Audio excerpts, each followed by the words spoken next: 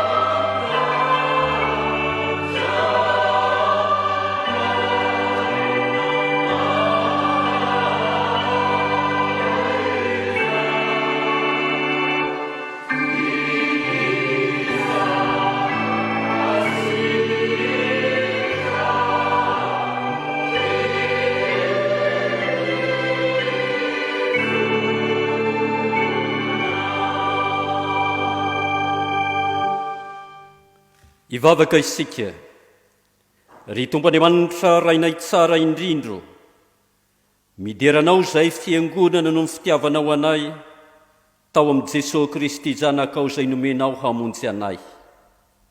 Mankalazanao izahay no niantsonao anay ka nanekenao anay handray izao fanompoampivavahana izao atao tranonao.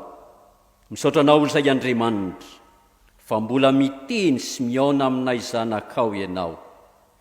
Ankehitriny ary mangataka aminao izahay, aidiny ny fanahinao masina hanamasina anay tsiraray avy, hanamasina izao fanompoampivavahana izao ho voninahitry ny anaranao, fanompoampivavahana izay natokana indrindra hanomezana voninahitra ny anaranao, hitondrana mambavaka manokana ny Arsiva sy ny Tranombakoka FJKM, dia mba hiasan'ny fanahinao masina ny izahay mba handray sy velona amin'ny teninao ka hitombona hiatsara isan'andro amin'ny fitondran-tena masina ho voninahitra izao fanompona izao. Amin'ny anaran'i Jesosy Kristy tomponay lohan'ny fiangonana no ivavahana itoy izany. Amen. Petraka ianareo. Aorian'ny fanambarana ny sitrapon'Andriamanitra dia ny hira 224 ny 1 sy ny 4 no ataotsika. Ianao iampanajana ry havana malala, eritrereto lalina, izao teny manambara ny sitrapon'Andriamanitra izao arak'izay voarakitra ato amin'ny soratra masina. Fa voasoratra hoe, aoka ianareo hiteny sy hanao arak'izay mahamendrika anareo, izay olona ho tsarain'ny lalàn'ny fahafahana. Fa fitsarana tsy misy famindram-po no anjaran'izay tsy mamindra fo, ary ny famindram-po kosa dia faly, fa tsy mba matahotra ny fitsarana. Amen. Sambatra ny mahitsy lalana izay mandeha araka lalàn'i Jehova, sambatra izay mitandrina ny teny vavolombelony ka mitady azy ny forehetra. Amen.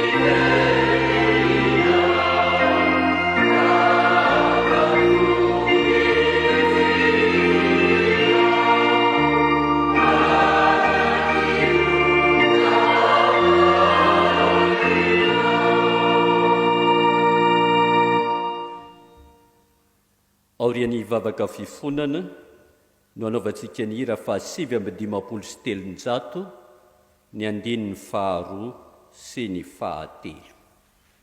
Ry havana malala rehetra amin'ny Tompo, tsy nahatanteraka ny sitrapon'Andriamanitra isika. Maro koa ny heloka sy fahadisoana vitantsika, koa andeha anetry teny eo anatrehan'ny Tompo isika, iaiky sy hifona noho ny fahotantsika. Aoka ary ny fotsika tsiraray avy hanaraka izao tonombavaka izao. Ivavaka isika. Indrisy Tompo, Andriamanitra lehibe sy mahatahotra, mitandrina ny fanekena sy ny famindram-poana izay tianao sy mitandrina ny didinao ianao.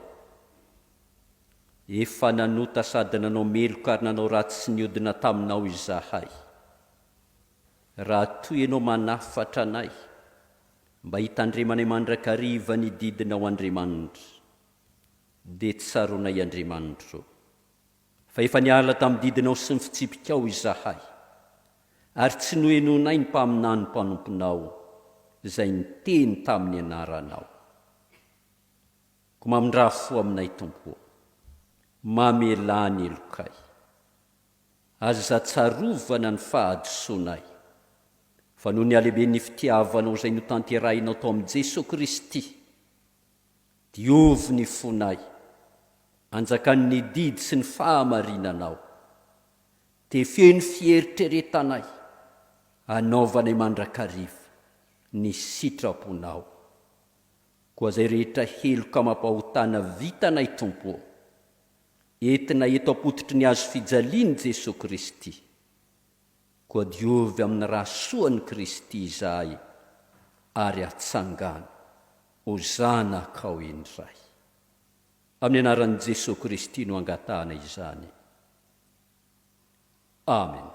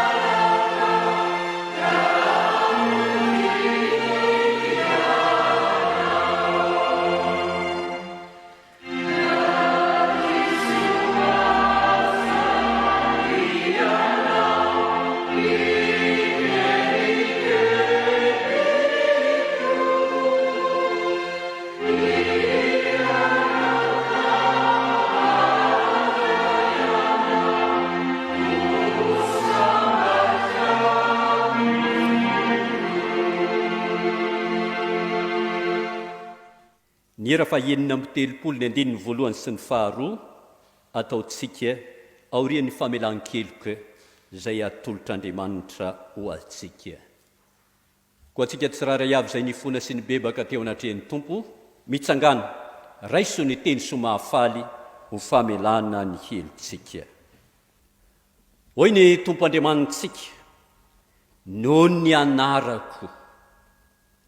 anarako, dia hononiko ny fahatezerako, ary mba hiderana dia manindry fo aminao aho, mety aho mahadiova ianao, koa voavela ny elokario noho ny anarany masina, miderany tompontsika. Amen. Sambatra ny olona izay voavela ny elony sy voasarona ny fahotana, sambatra ny olona izay tsy sain'ny Jehovah eloka, ary tsy misitaka ny fanahy. Amen.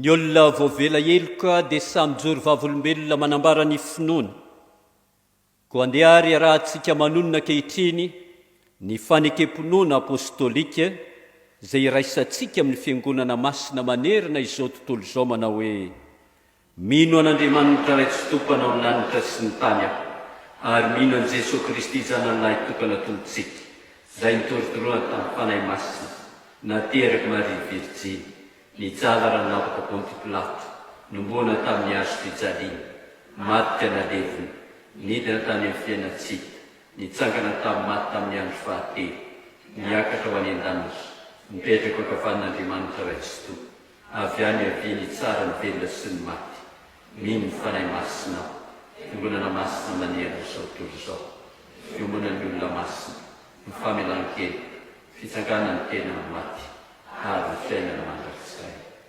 Amen.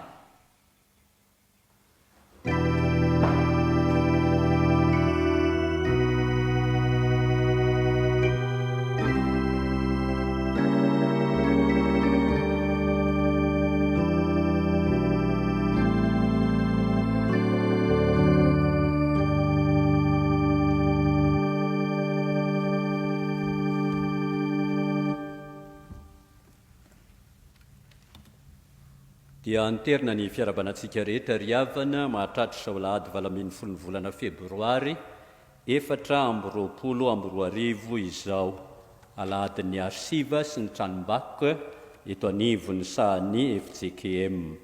Dia arabaitsika manokana ny tonian'ny departemantan'ny fiangonana izay tonga miara-mivavaka amintsika eto ary izy raha teo ihany koa nitondra ny afatr'Andriamanitra.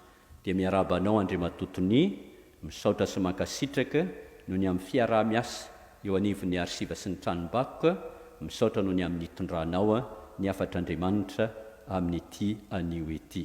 Dia miraso tahin'ny Tompo. Dia ao ihany koa ny mpitandrina izay efa haitsika talehan'ny Arsiva sy ireo komity ao anatin'ny Arsiva, ao ihany koa ny avy amin'ny satrana izay tonga miara-manatanteraka izao Fanompoampivavahana izao.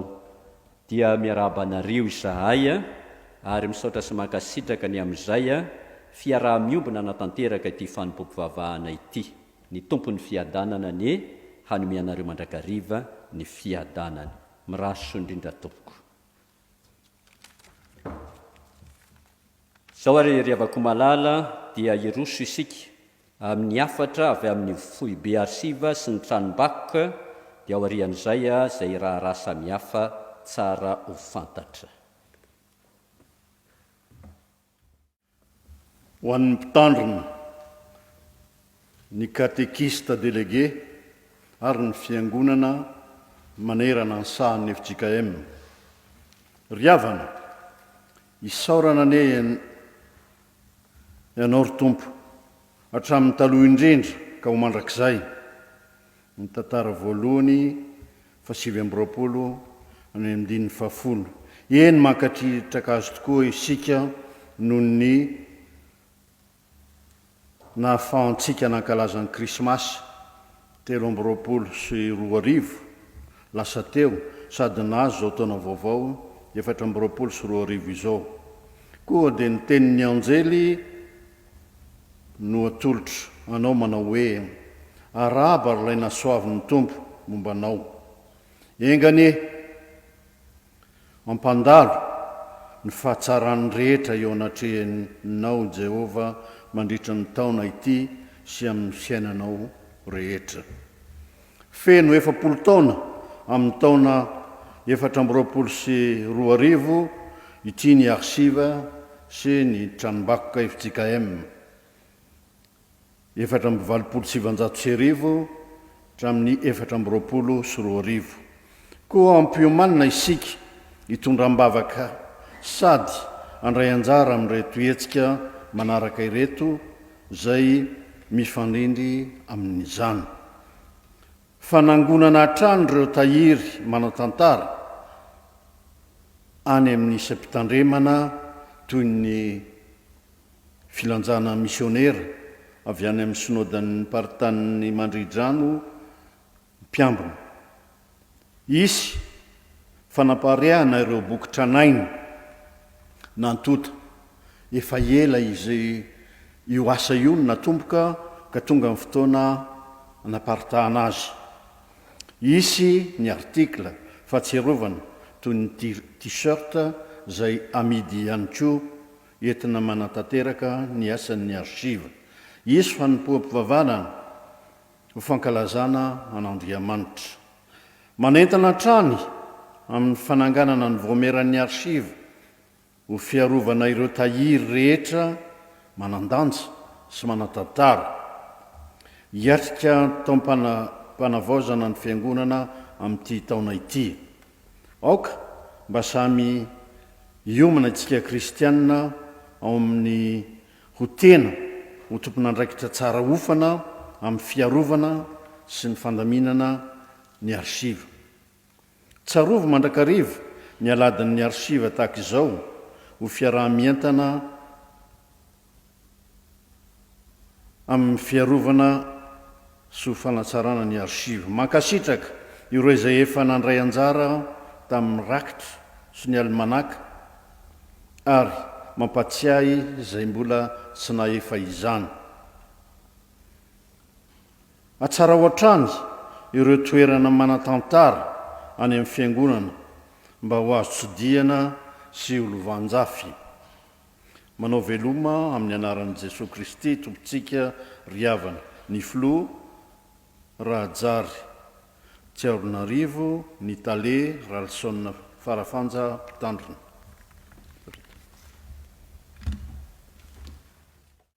Ho amintsika rehetra trany ny ry havana ny fahasoavana sy ny fiadanana avy amin'Andriamanitra raintsika sy Jesosy Kristy mpamonjy antsika izay tsara fantatra eo amin'ny Arsiva sy Tranombakoka ry havana. Ao anatin'izao Alahadin'ny Arsiva izao dia ny folakandro izany hoe manomboka amin'ny 3 ora dia isy toy ny fanoisan-taona ny amboara-peo ifampizarana izay ifanotonan'ireo antoko-pihira mikalo ny hira tranainy. Ka amin'ity fotoana ity dia eny amin'ny FJKM isotry fitiavana no anatanterahana izany amboara-peo ifampizarana izany. Ireo antoko-pihira izay efa havanana amin'izany fiangaliana ny hira tranainy izany no ifanotrina ao anatin'izany. Ary dia iantsonantsika kristianina sy fiangonana rehetra ny fiarah-mientana ho fifantronana ao anatin'izany amboara-peo izany. Fa ny maraina moa zany dia mbola ho isotry fitiavana ihany no iombona ny fianakaviam-ben'ny Arsiva rehetra mifanotrina ao anatin'izany Alahadin'ny Arsiva izany. Fa ny ankoatran'ireo dia raha sitrapon'ny tompo dia isy ny fanatsarana ny fifandraisana amintsika mpikaroka sy mpitrandraka ny Arsiva tranainy amin'ity taona ity ka amin'ny alalan'ny version numérika no ampitana ireny, zany hoe hanatsotsotra kokoa na anamoramora kokoa ny fahazotsika ny Arsiva eo am-pelantanana ny anokafana izany site web ho an'ny Arsiva sy ny Tranombakoka izany. Zany no atao moa dia tena ao anatin'ny fankalazan'Andriamanitra noho ny amin'ny 400 taona ny Arsiva sy ny Tranombakoka. Dia misaotra sahady ny fikambanan'ny sakaizan'ny Tranombakoka sy Arsiva amin'ny fiarah-mientana atanteraka sy atotosa izany tsangam-batony 400 taona izany. Dia ao an'Andriamanitra irery ny voninahitra. Amen.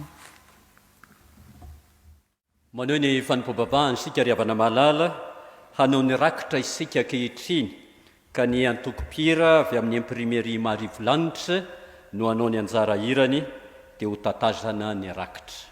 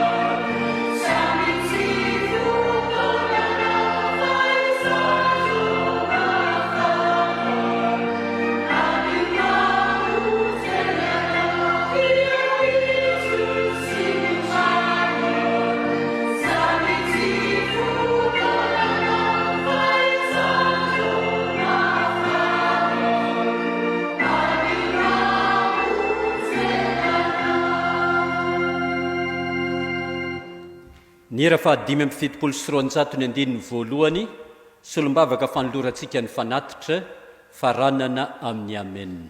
Aoka hitsangana sika rehetra.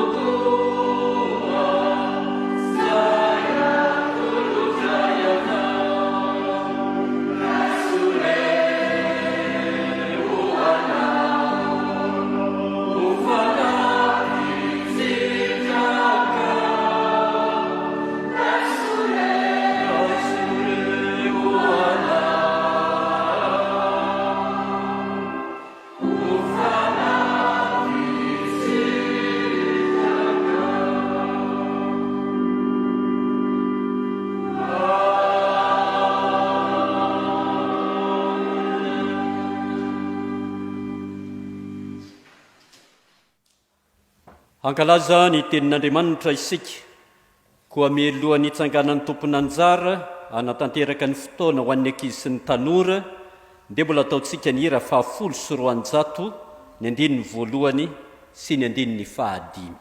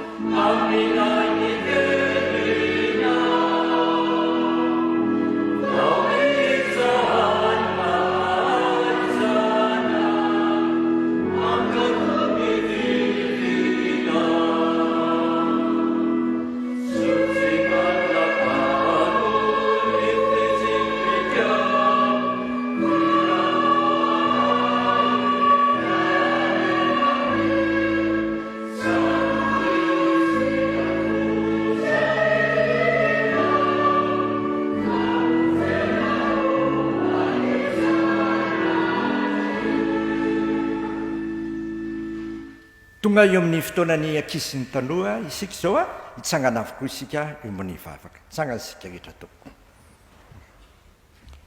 Raha eo manakambara manakariva aminay tokoa ianao satria zanaka tianao zay. Ny zanako sy ny asan'ny tananao tokoa dia tena mbola didinao a amin'ny andro ankehitriny indrindra tamin'ny lasa rehetra. Ary amin'ny ho avy aza dia vokiso anao ny teninao mandrakarivo zay anananay mifanantenana ny ho avy mamirapiratra ao aminao. Dia miteneny ianao a aminay zanakao a mba hifaliana indray amin'ny teninao. Misaotra Jesosy teny tonga nofo. Amen. Mazoto erantsika tompoko. Sokafy ny bokintsika ao amin'ny jaonina voalohany toko fahadimy a. Jaonina voalohany toko fahadimy andininy fahasivy folo ka hatramin'ny faharoapolo. Andininy fahasivy folo ka hatramin'ny faharoapolo. Hovakiana amin'ny anaran'i Jesosy zany. Fantatsika fa avy amin'Andriamanitra isika, ary zao tontolo zao kosa dia mipetraka eo amin'ilay ratsy avokoa. Ary fantatsika fa tonga ny zanak'Andriamanitra ka efa nanome antsika ny fahazavan-tsaina mba ho fantatsika ilay marina, ary isika ao amin'ilay marina dia ao amin'i Jesosy Kristy zanany, izy no Andriamanitra marina sy fiainana mandrakizay. Ay masino manamasinanay amin'ny fahamarinana ny teninao amin'ny fahamarinana. Amen.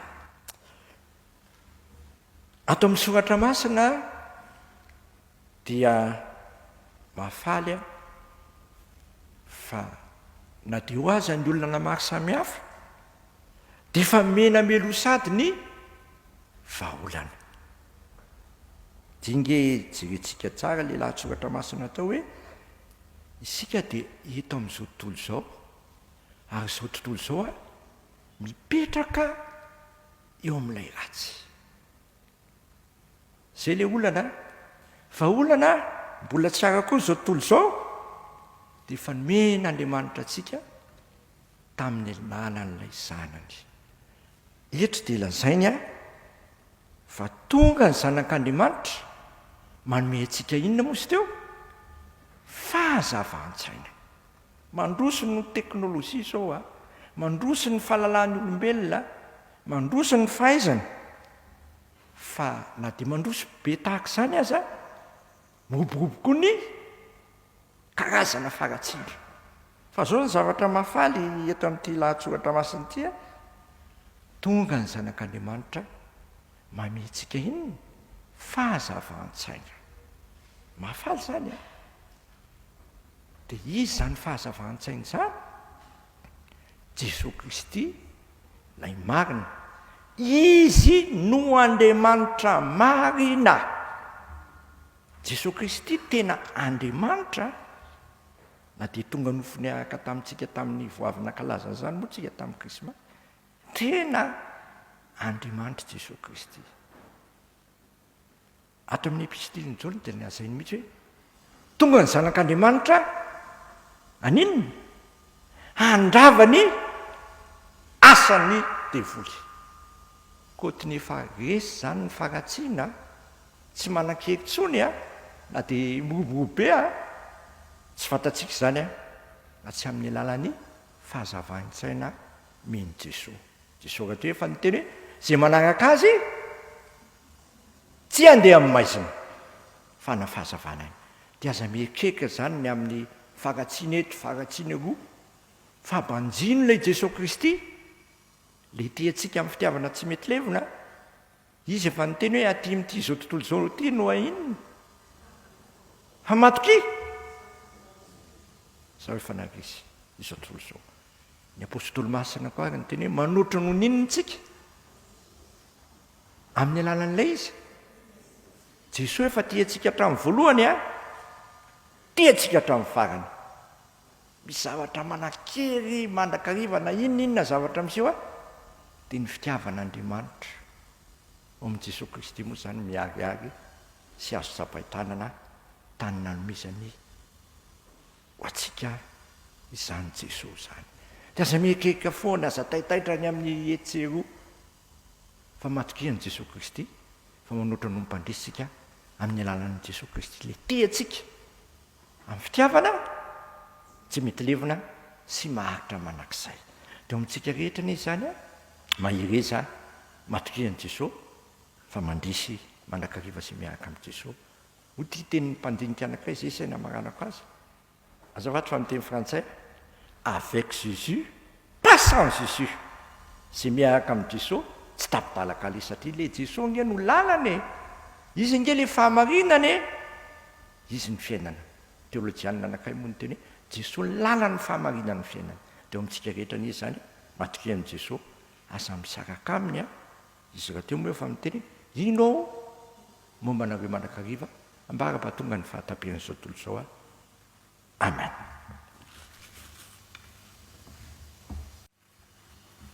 Hivavaka isika ry havaka. Ankehitriny Tompo dia hiomana ny fomam-pananay hiaino ny favaky ny soratra ao masina. Ary izany indrindra no angatahana eo anatrehanao ny hanomezanao hatrany ny fanano masina ho anatin'ny tsirairay avy indrindra ny hamaky izany, ahafahany mamaky sy mampita izany amin'ny mpiaino araka izay voarakitra raha teo anatin'ny soratra masina. Ary indrindra ihany koa mangataka aminao izay ho an'ny mpanomponao izay nitendrenao hitondra ny afatra amin'ity fotoana ity. Nyfananao masina ny ambomba azy hatrany ka ahatonga azy ahatafita izay tiana rahateo ho lazaina aminay tsirairay avy. Dia minaranao Jesosy Kristy tomponay mivavahana itoy izany. Misaotra indrindra tompo. Amen. Iaraka iaino sy amaky ny soratra masina sika riavana araka izay hitantsika ao amin'ny Josoa. Bokyny Josoa toko 2:20 ny 1:1 ka hatramin'ny 1:5. Josoa toko 2:20 vakina manomboka amin'ny 1:1 ka hatramin'ny 1:5.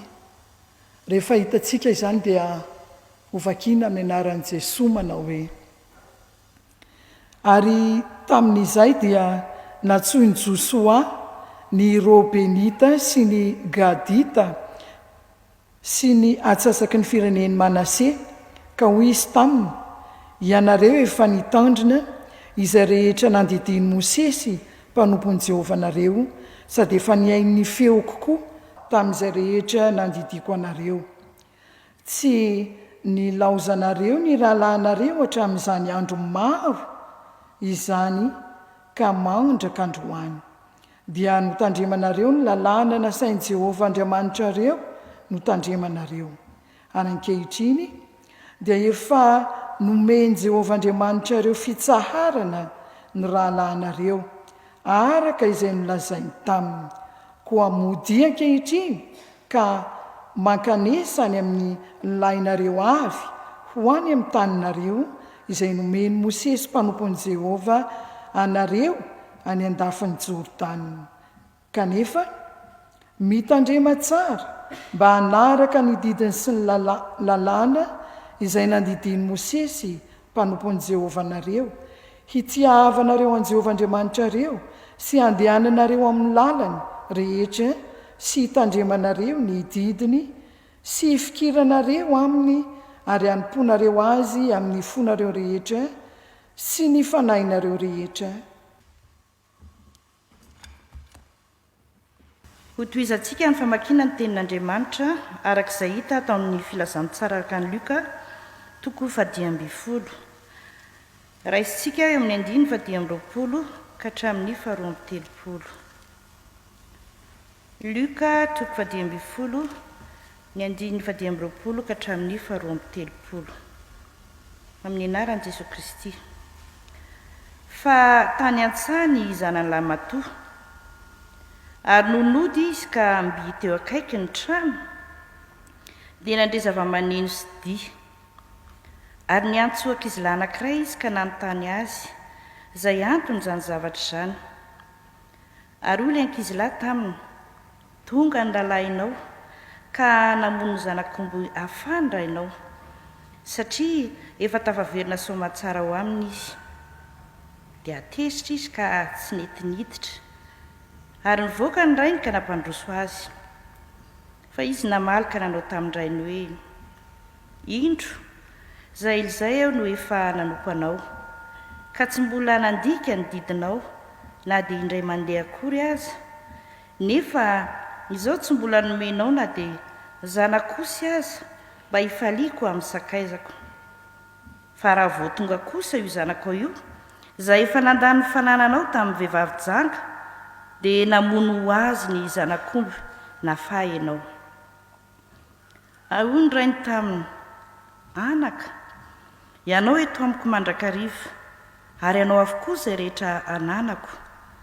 Fa mety ny mifaly sy miravoravo, fa ity rahalahinao ity efa maty fa velona indray, ary efa very fahita indray. Ho faranantsika ny famakiana ny tenin'Andriamanitra arak'izay hitantsika atao amin'ny Jakoba toko 2 dia ny 9:9 ka hatramin'ny 17. Jakoba toko 2 ny 9:9 ka hatramin'ny 17. Kanefa raha mankatoy ilay didy ambony indrindra ianareo, araka ny soratra masina hoe: tsy hava ny namanao tahaka ny tenanao, dia manao ny tsara ianareo. Fa raha mizatavan'olona kosa ianareo, dia manota ka hoelon'ny lalàna ho mpanota. Fa na iza mitandrina ny lalàna rehetra nefa adiso amin'ny iray loha dia meloka amin'izy rehetra. Fa ilainanao hoe aza mijangajanga na nanao koa hoe aza mamon'olona. Fa raha tahiny tsy mijangajanga ianao kanefa mamon'olona ihany dia mpandika ny lalàna ianao. Aoka ianareo hiteny sy ianao araka izay mamendrika anareo, izay olona ho tsarain'ny lalàn'ny fahafahana. Fa fitsarana tsy misy famindram-po no anjarany izay tsy mamindra fo. Ary ny famindram-po kosa dia faly fa tsy mba matahotra ny fitsarana. Ray masino manamasinany amin'ny fahamarinana ny teninao fahamarinana. Amen. Ny hira 113 ny andinin'ny 1 zao ry havana malala no ataontsika dia hitsangana ny mpanompon'Andriamanitra nitonian'ny departementan'ny fiangonana hitory ny tenin'Andriamanitra amintsika. Aorian'izay kosa dia mitsangana ny amboaram-peo Faravohitra manao ny anjara hirany. Aoka iara-mitsangana sika rehetra.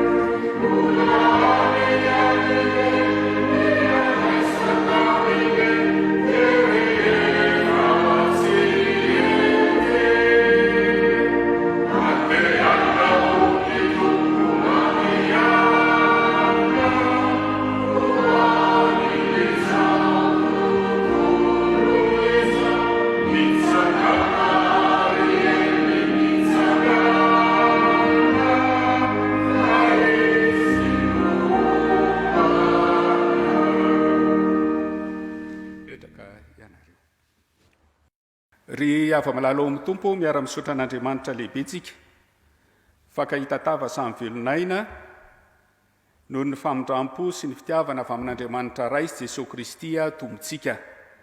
Koa miaraba finaritra antsika ary manonona ny fiadanan'ny tompo ho amintsika tsiraray avy, mahatratra zao Alahadin'ny Arsiva sy ny Tranombakoka FJKM izao.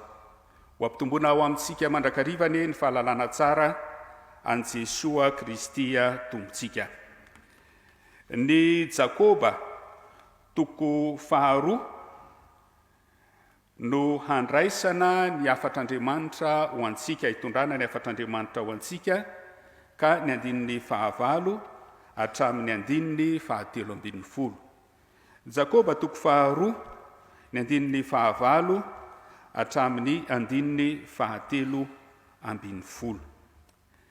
Ny epistiliny Jakoba ry havako dia voasokajy amin'ilay atao hoe epistily katolika, izany hoe nosoratana ho an'ny fiangonana rehetra maneran-tany, ary tsy diso anjara amin'izany itsika fiangonana FJKM amin'izao vanim-potoana iainantsika izao.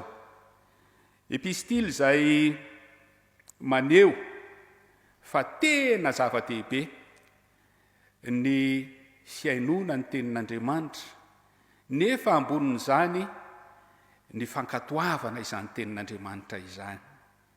Tena zava-dehibe ny ananana finoana, nefa ihany koa manoatra noho izany miseho amin'ny asa izany finoana izany, ka ny asa izay atao dia asa mba hanehoana ny fahaveloman'ny finoana ao amintsika tsiraray avy.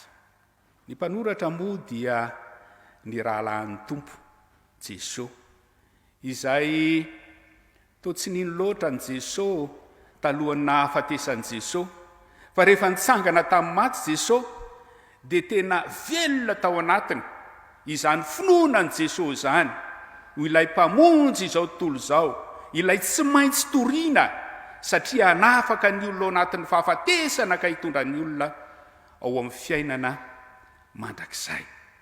Napetraka hitondra ny fiangonana tao Jerosalema ry havako ity Jakôba ity, ary ny epistiliny Jakôba dia anisan'ny epistily voasoratra voalohany eo amin'ireo epistily maro samihafa, zany hoe misy harena lehibe ary nitarika ny hafa ihany koa hanoratra izany epistiliny Jakôba izany, ary tena zava-dehibe eo amin'ny fiainan'ny fiangonana ny mamaky ny miaina mivelona ary mapita izay voarakitra ao anatin'izany epistily ho an'ny epistily nosoratan'ny Jakôba izany. Mampitandrina amin'ny didiny Andriamanitra. Zany loha hevitra mbanjintsika fiangonana amin'ity volana Febroary ity, ary efa miditra amin'ny karemy sahady sika amin'ity alahady ity izay mahatonga antsika andiny tena fantatra manoloana ny didin'Andriamanitra, manoloana ny fiainana omen'ny tompo antsika, ary hiomanantsika ny amin'izay mety ho ahatserovana ny asa-pamonjena mahagaga ny tanterahan'i Jesosy ka nanolona ny ainy teo ambony azo fijaliana, mba tsy ho very zay rehetra mino azy fa anana ny fiainana mandrakizay, anana ilay fandresena izay efa nomen'ny tompo any rehetra zay mino azy dia ny fitsanganana ny maty sy ny fiainana mandrakizay. Mampitandrina ny amin'ny didiny Andriamanitra ka maneho miariary fa izany didin'Andriamanitra izany ane ka fiainany, izany didin'Andriamanitra izany ane ka mitondranao amin'ny fahavelomany. Ary raha ambara dia izany didin'Andriamanitra izany dia ilay tenin'Andriamanitra mitondra aina eo amintsika tsiraray avy. Isika fiangonan'i Jesosy Kristy eto Madagasikara ry havako, mandritry ny 9 taona rehefa tafiditra amin'ny taona faharoa sahady sika, dia misy ny teny izay teny faneva, teny izay napetraka ny synodà lehibe hiainana sy ivelomantsika hoe miorena tsara aza miova. Raha izany teny izany no jerena manoloana izao Jakôba 2:2-9 hatramin'ny 7:10 zao, dia miorena tsara ianao, aza miova ianao, ka ny voalohany indrindra manaova ny tsara, faharoa manoava ny didy, ary fahatelo mamindrafo. Reo afatra telo reo no omen'Andriamanitra antsika izay miteny hoe miorena tsara aza miova, manaova ny tsara, manoava ny didy, mamindrafo. Hoy andin'ny 9 sy ny andin'ny 10 manao hoe kanefa raha mankatoy ilay adidy ambony indrindra ianao, araka ny soratra masina hoe tiava ny namanao tahaka ny tenanao, dia manao tsara ianao. Fa raha mizatavan'olona kosa ianao, dia manota ka hoeloha ny lalàna ho mpanota. Manaova ny tsara. Eto zany izay ambara hoe manao ny tsara dia tsinona fa ilay olona mizara fitiavana. Mizara ny fitiavana. Ilay hoe manao ny tsara dia ilay olona izay nomena tombony manokana ka mahafantatra hoe iza moa ilay didy ambony indrindra, dia ny didy manao hoe tiava ny namanao tahaka ny tenanao. Io fitiavana io ry havako no tian'Andriamanitra iainantsika, ary rehefa manana fitiavantsika, mizara fitiavantsika, miaina amin'ny fitiavantsika, dia izay ilay atao hoe manao ny tsara, satria miaina ny fiainan'Andriamanitra isika, satria Andriamanitra dia fitiavana, ary noho ny fitiavan'Andriamanitra antsika no izaran'Andriamanitra ny fiainana ho antsika, noho ny fitiavan'Andriamanitra antsika nanomezan'Andriamanitra ny zanany lahatokana mba hitondra famonjena ho antsika. Ny zavatra faharoa hoe manaova ny tsara ka tsy manavakavaka, zany hoe tsy mizaha tavan'olona. Anisan'izay nanoratana sy soratra ataony hita ao anatin'ity epistily nosoratan'i Jakoba ity mantsy dia nanjaka loatra ny fanavakavahana. Nanjaka loatra ny fanavakavahana tao Jerosalema. Ary toa mitady irika tsy andraisana an'ireo jentilisa ny ovafoa ireo jiosy kristiana tao Jerosalema. Fa ankoatran'izany nanjaka ny fanavakavahana ho an'ny manana sy ny tsy manana. Fa voalaza fa reo jiosy kristiana tao Jerosalema dia ny ankamaroan'izy ireo dia somary sahirana ara-pivelomana, na ilikiliky ny fiarahamonina ary na ilikiliky ny mpiara-mivavaka azy. Ka eto ry havako, ny fitiavana sy amerenana indray ilay hoe tiavany namanao tahaka ny tenanao, dia hoe aza manavakavaka, aza mizaha tavan'olona, fa ataovy ho zava-dehibe ny andraisana ny olona rehetra tahaka ny rahalahy, tahaka ny anabavy, ary manoatra noho izany azy fa tahaka ny tenanao. Ary ny amin'ny finoana dia tsy misy fanavakavahana, ary zany no atao hoe manao ny tsara. Ankehitriny ary dia tao amin'ny tenin'Andriamanitra tsika hoe manaova ny tsara tahaka ny Jesosy izay tiantsika, tahaka ny Jesosy izay tsy nanavakavaka, tahaka ny Jesosy izay tsy nanilikilika ny mpiaramonina taminy, na ara-pinoana fa dia nraisiny Jesosy an-tanana daholo ireo mila vonjy rehetra nanatona sy ny azakazaka dia ho aminy. Miorena tsara, aza miova manaova ny tsara. Ny zavatra faharoa izay asehon'izao tenin'Andriamanitra izao dia hoe miorena tsara ianao, aza miova ianao ka manoava ny didy. Ony andininy 10 sy ny 11 ry havako, fa na iza mitandrina ny lalàna rehetra nefa diso amin'ny ray loha dia meloko amin'izy rehetra. Fa ilay nanao hoe aza mijangajanga ny manao hoe koa aza mamono olona. Fa raha tahiny tsy mijangajanga ianao kanefa mamono olona ihany, dia mpandika ny lalàna ianao. Mpandika ny lalàna ianao. Tsy misy ambony, tsy misy ambany, ny lalàna ny didy. Fa nomen'Andriamanitra mba ho tandremana, mba ho toavintsika menakavy. Ary azo lazaina hoe mifamatotra ireo didy rehetra ireo, ary ny feony moa dia hoe tiavany namanao tahaka ny tenanao. Eto ry havako, raha miteny hoe manoava ny didy dia mampitodika antsika eo anivon'ny fiarahamonina sy ny fifandraisana sy ny fifamatoram-piainana ho amintsika samy itsika olombelona izao tenin'Andriamanitra izao.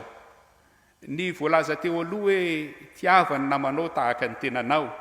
Areto didy anankiroa voalaza ireto izay tafiditra ao amin'ny didy 10 dia tsy lay didy natao ho an'Andriamanitra, fa lainay didy natao amin'ny olombelona, zany hoe tafiditra amin'ireo didy anakenina farany.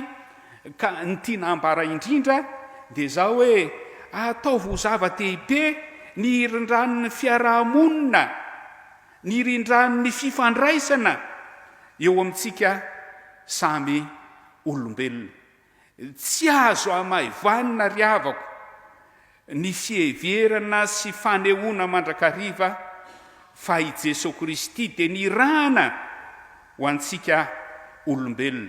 Ary ny zava-dehibe teo amin'i Jesosy Kristy dia ny ahatonga antsika ho tsara fifandraisana amin'Andriamanitra, nefa dia ho tsara fifandraisana amintsika samytsika ka aseho ny miariary eto hoe manoava ny didy ary indrindra ny didy izay mahakasika antsika samy olombelona tsy azo amaivanina ry havako ny fanehoana fa raha nisy ange ny teny nataon'Andriamanitra ny Genesisy 7 hoe tsy tokony hinanana ny voankazo eo ampovoan'ny saha dia nandika izany sika olombelona ary ny fandikanan'izany dia midika fa tsy fanoavana ny tenin'Andriamanitra ary ny valin'izany dia faty tokoa isika.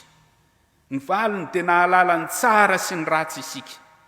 Ny tsara efa fantatsika, ny tsara nomen'Andriamanitra antsika, fa ny safidy alala zay ratsy sy iaina amin'ny ratsy isika zanak'olombelona. Ka ny asan'Andriamanitra sy nataon'Andriamanitra dia mamerina antsika ao anatin'ilay fahatsarana ary indrindra hahatonga antsika iaina sy velona ny didin'Andriamanitra sy hanohy ny didin'Andriamanitra ka averina indray ilay fifandraisana tsara eo amintsika ka hita zava-tsara eo amin'ny namanao ianao sy iaina amin'ny fahatsarana ao amin'ny fiarahamonina izay napetraka Jesosy Kristy iainantsika sy velomantsika. Manomboka izao ary havako dia ataovy zava-dehibe eo amin'ny fiainantsika ny manoa ny didin'Andriamanitra, izany hoe ny manatanteraka, ny miaina, ny mivelona izay didin'Andriamanitra. Tsy vesatra ho anao ny lalàn'Andriamanitra, tsy vesatra ho anao ny didin'Andriamanitra, fa fahasambarana ho anao ny miaina amin'izany raha ohatra ka ao anatintsika ilay fanahin'Andriamanitra izay omen'Andriamanitra antsika mba azahoantsika manana fiadanam-po ary tsika manana an'izay mety ho fahabangana ao antsika dia omen'ny Tompo ny fanahiny fa omen'Andriamanitra ny teniny ka ilazana sy hitondrana mbavaka antsika mba hanesoran'Andriamanitra izay rehetra tsy nambolen'ny tanany fa hampitoerany kosa ny teniny, ny didiny ary ny fanahiny ao anatintsika mba iainantsika amin'ny fiadanana. Miorena tsara, aza miova, manoava ny didin'Andriamanitra. Ary fahatelo farany havako dia izao: miorena tsara, aza miova. Izany ny tenin'Andriamanitra omeny iainantsika ka mamindra fo ianao, mamindra fo ianao.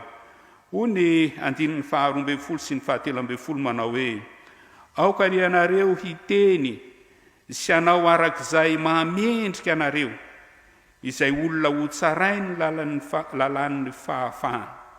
Fa fitsarana tsy misy famindram-po no anjaran'izay tsy mamindra fo, ary ny famindram-po kosa dia faly fa tsy mba matahotra ny fitsarana.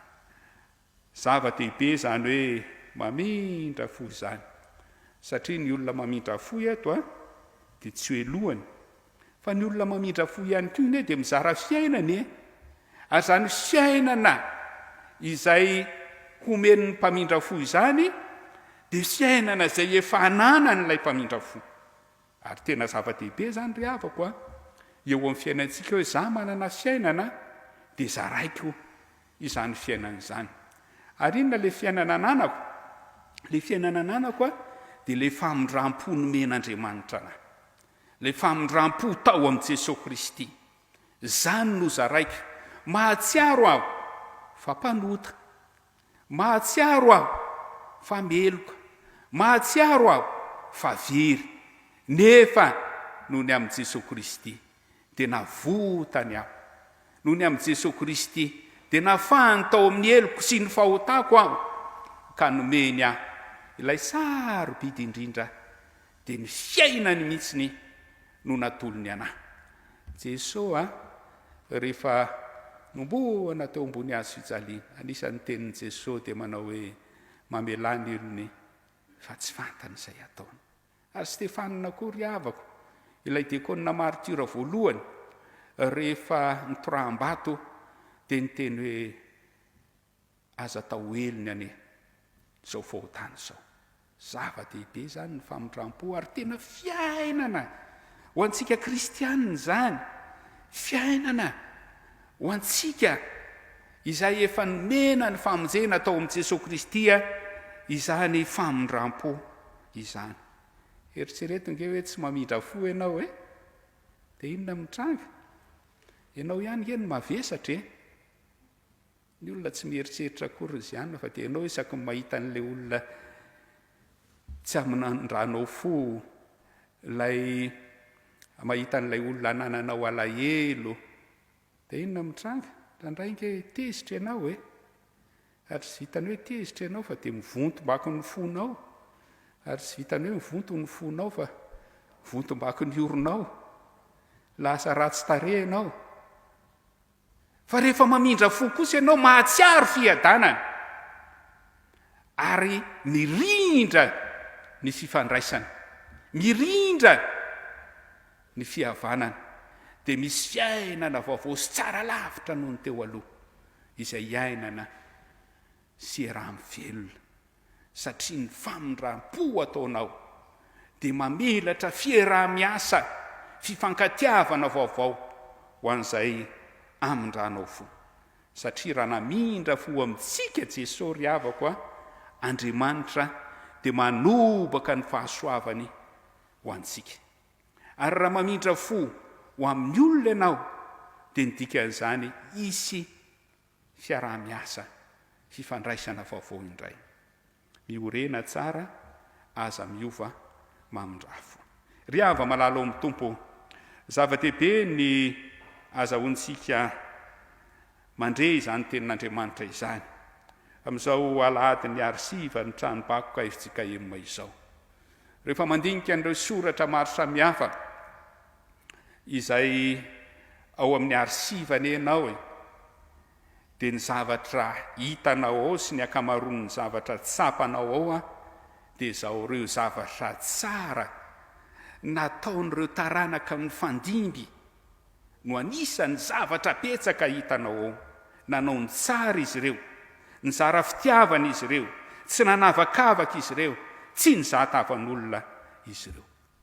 Fa anisan'ny soratra hitanao sy ny betsaka ihany koa dia fijoroana vavolombelona amin'ny fanoavana ny didin'Andriamanitra, ny fiainana ny didin'Andriamanitra, ny fivelomana ny didin'Andriamanitra, ary indrindraindrindra ny famondram-po ombieny ka nanaiky ho fato martiora aza noho izay famondram-po.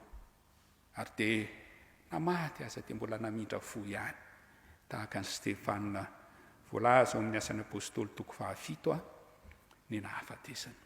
Ry hava malalo amin'ny tompo, itsika fiangonan'i Jesosy Kristy eto Madagasikara dia manao zava-dehibe zao Alahadin'ny Arsiva sy ny Tranombakoka izao, satria misy zavatra maro azo tovozina, hiainana, hivelomanao, ka ho ataontsika zava-dehibe ry havako, araka ny afatra efa nampitaina tamintsika teo ny fiarovana ireny vakoka maro samihafa ireny, ny tsy fanaovana atsirambina ireny atota taratasy, fanaka any amintsika isam-piangonany reny, ary ny hisin'ny trano ho Arsiva, ho Tranombakoka any amin'ny isaky ny synodam-paritany, ary azo atao koa zany any amin'ny isam-pitandremana azontsika atao, ary taomintsika ho an'ireo izay efa misy vakoka maro samihafa ka mety tsy ho fantatra fa nareo no mahalala azy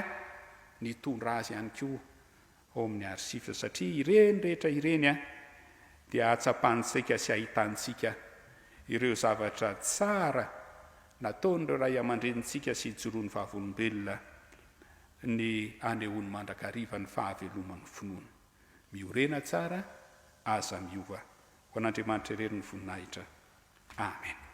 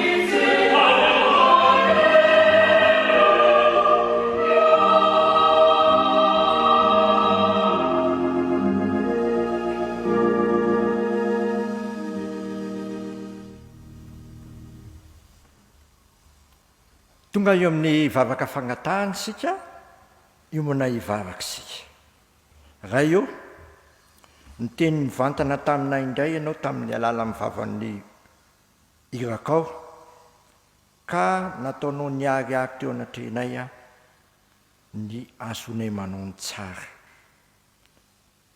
misaotranao zay raha eo fa tsy avelanao hitoetra ao mifaratsiana intsony zay fa tianao hitondra fahatsarana eo amin'ny fiainana isan'andro san'andro zany matsy ny pirofo fa olona mihaino ny teninao zay ary tsy vitany hoe mihaino ny teninao ihany fa ampahirezinao a akatoy ny teninao a indrindra ny didinao nampahirezinao koa zay tamin'ny alalan'ny teninao teo fa tena zava-dehibe ny mihinanao tompo sy mpamonjy ny fiainanay kanefa mila aseho amin'ny asa ny finoana fa tsy tenenina ihany satria vonjenao amin'ny finoana zay a fa tianao kosa hiasa fa mbola ho tsaraina amin'ny asa zay mantsy ampahirezo zay tompo tsy ravoravo-tanana manoloana ny zava-mitranga eto amin'ity zao tontolo zao ty fa meno ny teninao manakariva manana hery sy faherezana hijova avolombelonao tsy amin'ny teny ihany fa miasa koa mba hiariary ny alehibe ny voninahitra ao satria mbola ianao nge no mitondry ty zao rehetra zao ty fa tsy nyherin'ny volana ny herin'ny fahaizana mampalalana fa ianao ny tompo ny fahefana rehetra anandanitra sy ty atany misaotranao zay raha eo fa nampahirezinao koa mba tia mamindra fo nainay tsy zakanay ny ataony hafa aminay nefa ianao dia mamindra fo aminay manakariva na dia ho aza ny fahatsosahanay na dia ho aza ma zanaka manisy anay dia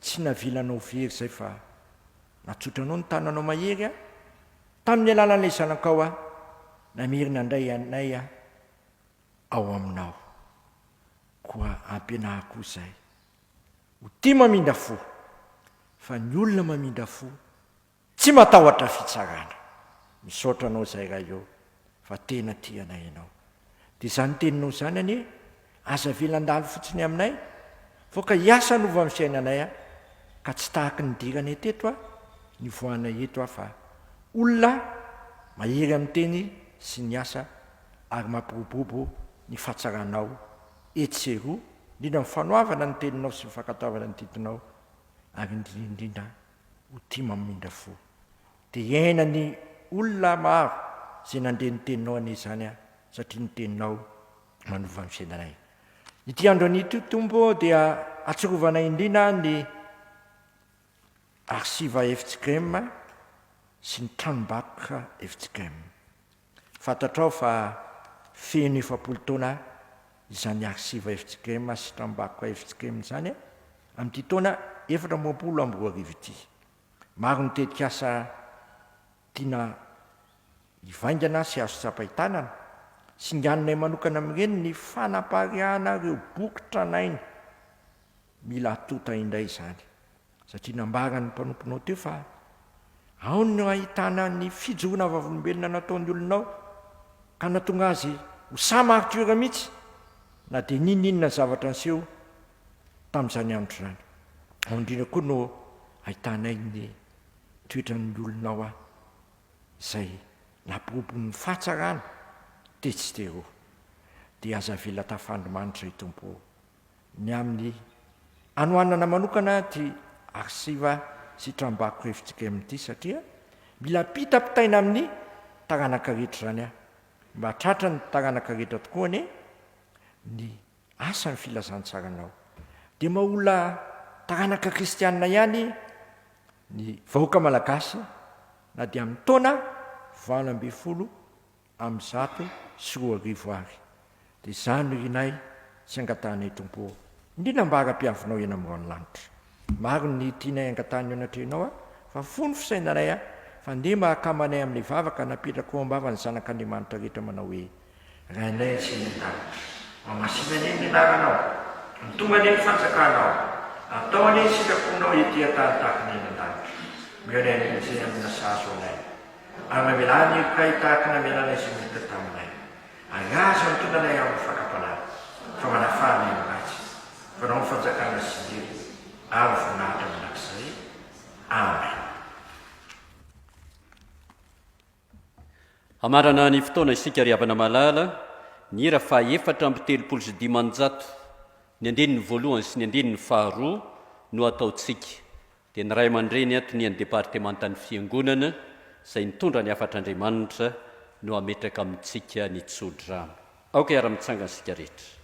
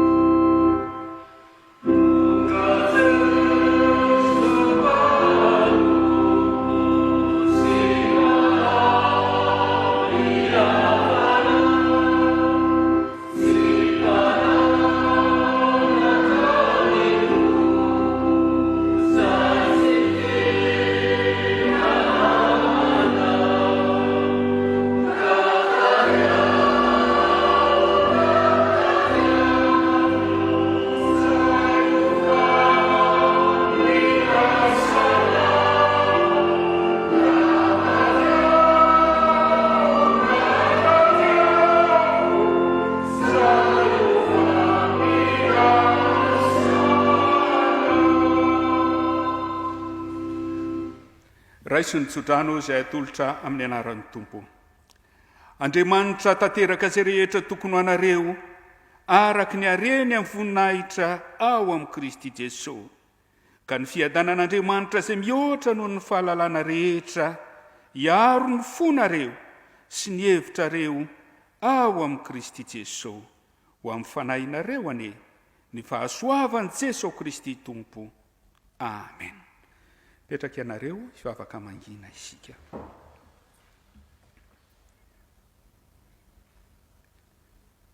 Ho an'Andriamanitra irery ny voninahitra amin'ny anaran'ny Ray sy ny Zanaka ary ny fanahy masina. Amen. Araka nambaraka teny-piandohana dia Alahadin'ny Arsiva FTV-AFiFaB FJKM ty Alahady amin'ny mitondra fanazavana amintsika araka izany ny talehan'ny Arsiva FTV-AFiFaB FJKM raha leçon farafanjam-pitandrina makasika ny antom-pijoroany zany Arsiva FTV-AFiFaB FJKM izany. Ny antom-pijoroan'ny Arsiva Tranombakoka FJKM dia ny mijoro vavilombelon'ny fahamarinana ara-tantara. Ary ao anatin'izay ny tanjony na ny asa tanterahany dia amin'ny alalan'ny fanangonana, fiarovana ary fampahafantarana ny tahiry sy ny vakoka rehetra manerana ny sahan'ny FJKM. Misy anaky efatra moa zany no dingana atao anatin'izany le tsy ny hoe tahiry amin'ny fiarovana izay, dia avy eo ny fanovozana izay ahafahana manolotra ho an'ny mpikaroka ary ny fizarana, dia ny fanofanana sy fampielezana izay tsara fantatra rehetra. Ny tohana moa zany dia ny fomba atao mba hikajiana ireo rakitry ny ela. Isarantsika ny tompo-dravana fa afaka niarany omona isika atao anatin'izay fampivavahana izay. Mamery fotoananao izay ho amin'ny herin'ny anio toy izao indray veloma toko.